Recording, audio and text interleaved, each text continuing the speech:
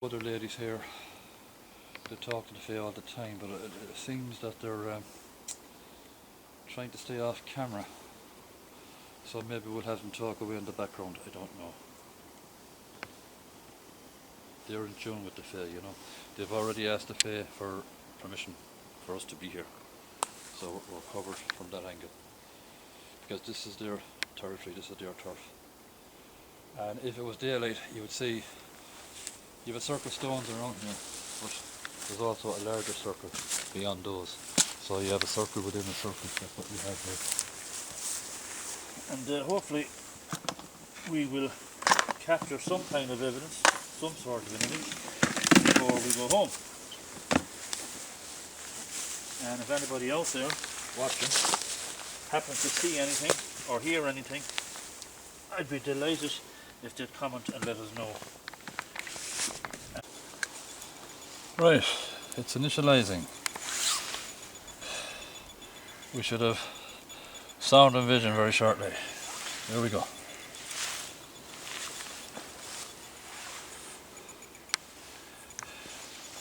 So what's going to happen is, if I get a hit on this, I'd like someone to try and come behind me and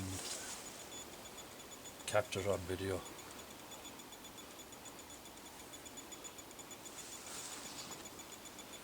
Do you hear that beeping now? Yeah. That wouldn't beep if there wasn't an entity around here. It'll only do it when it's got a hit. But we haven't got it on camera yet. There's a hierarchy here, just like soldiers. You have sergeants, lieutenants, captains, and you have the ordinary foot soldier. It's a hierarchy. Whatever's here has been controlled by whatever's there. And whatever's there is not good. Not good at all. It's a very, very bad energy. I only wish that somebody had the gift of seeing it. I can only sense it.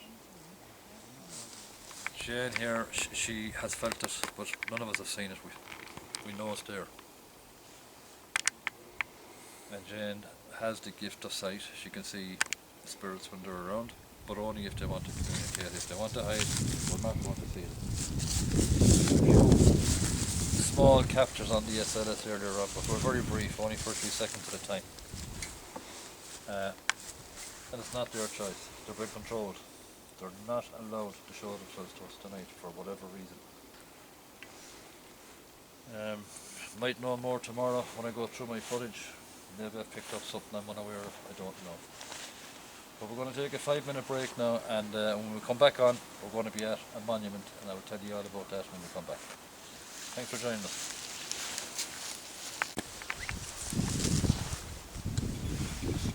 Okay, we are on.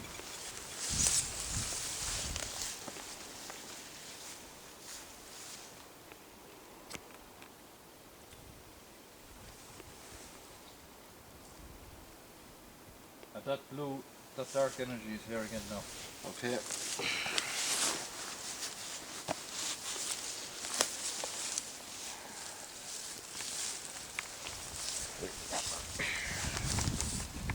And there's actually, where the girls come?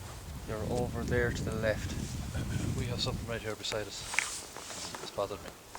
And if they were here now, they'd be able to tell us what it is. You're just over to the side here. I can only sense them. I can't tell what they are. But there's one there as well. Well, it's actually to my right because this shows everything in the dark. Now it's going over to the monument, just now. Oh no, it's the same way that's up there. You got a beat? So we're a bit. I will just try and talk about this monument, what it's for.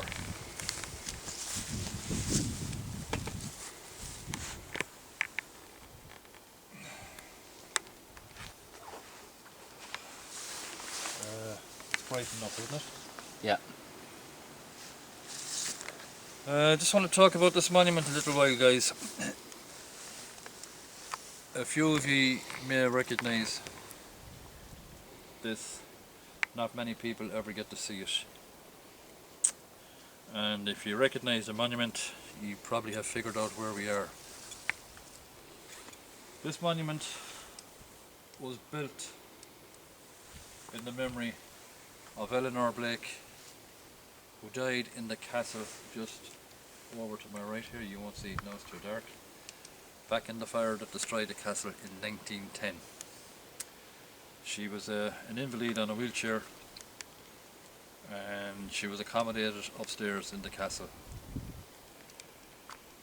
It's said that either herself or her cat, because there was no witnesses to the event, knocked over an oil lamp or a candle that caused the fire, which in turn destroyed the castle. Poor Eleanor Blake was absolutely incinerated. There was never any of her remains found. Another lady died, Delia Early. She was one of the housemaids, staff, cook. She had to climb up to the top of the castle herself and one other lady who actually did survive the fire. As the flames were lapping up around their dresses, they were encouraged to jump off the roof. Some of the locals here had put down bales of hay. Poor Delia jumped, she landed badly and she was killed on impact. Another lady called Anne Brown jumped. She was badly hurt, but she survived. Anne Brown actually came from around Walsh's Torres area of Woodkey in Galway, down that side. After the fire, when she recovered from hospital, which was where the county buildings is now, she was look, okay, but I'm trying to talk to you. Okay, we have a spirit here now. It might be the good lady herself, Eleanor. If it is Eleanor, would you say hi to us, please? But regarding Anne Brown, shortly after she recovered from hospital, she moved in with a very well-known family in Bohermore, the Cloonans.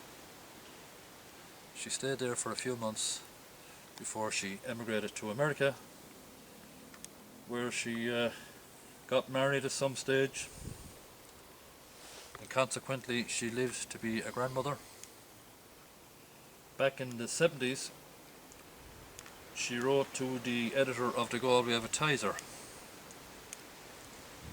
because there was a lot of stories going on about the castle at the time. I don't know why. I think it was something to do with the Maying and Menlo. I think it was around the month of May. And the story was the three ladies died in the fire. So she wrote into the Advertiser to correct the story, and she says what I'm saying now: only 2 died. I survived. I'm Anne Brown. And she had 3 or 4 grandchildren. They're still around today. So just poor Eleanor, and I think we have Eleanor here now. And just to iterate on that, units from the local brigade at the time were from Renmore Barracks. And town. And You town. know, it took them forever. By the time they got here, it was too late. The castle was gone. Our dark energy is also here. It's coming and going as well. You see it? Up here in the corner. You won't see it on there. You'll see it on my small screen here. That is a dark entity. That is what has been bothering us all night long. And it's controlling all the entities, the fae, spirit, whatever, around here tonight. I didn't see that the last time I was here. Now, as I go down, you'll see I have 2 entities. And I'm fairly sure, reasonably sure, that one of them is Eleanor, Lady Eleanor Blake. This one on the lower part of the screen, it may be fae, it may not. My 2 ladies that I had with me who know are out of view. They're just... So, can you see anything there? I have two beings on my screen here now. No. One of them was definitely Lady Eleanor Blake. She stood. And I think when you were talking about the woman that survived, Yes. I think her spirit came in.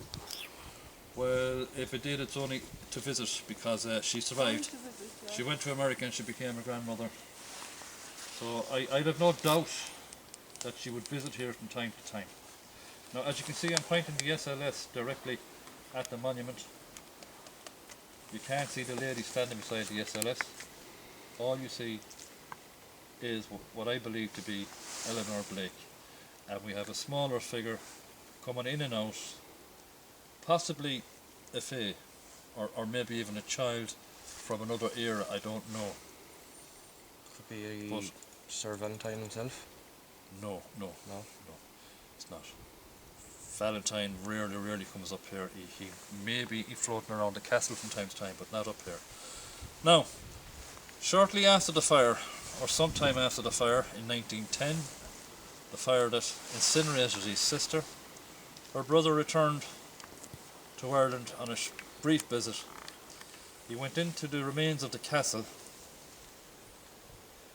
and he was stood on the floor, which is now probably 6 foot higher than it should have been, because all the rooms above the castle had all collapsed and fell down to the ground floor, so the floor level was raised by at least 6 feet.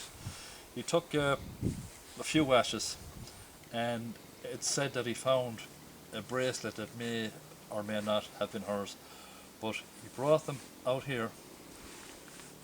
He buried them in the spot there where that monument is now. He erected that monument to her memory. And the reason that monument was put here, and this is only my belief, I've absolutely no facts to back this one up, but it's what my head tells me and my own intelligence tells me. Eleanor used to see the fae, she used to talk to the fae, just as I can see my guys here and I'm talking to them. Back in the day, Eleanor, she was disabled, she was wheelchair bound. If she was alive today, they would probably say she had ADHD or some such thing, but back in those days, she was just mad.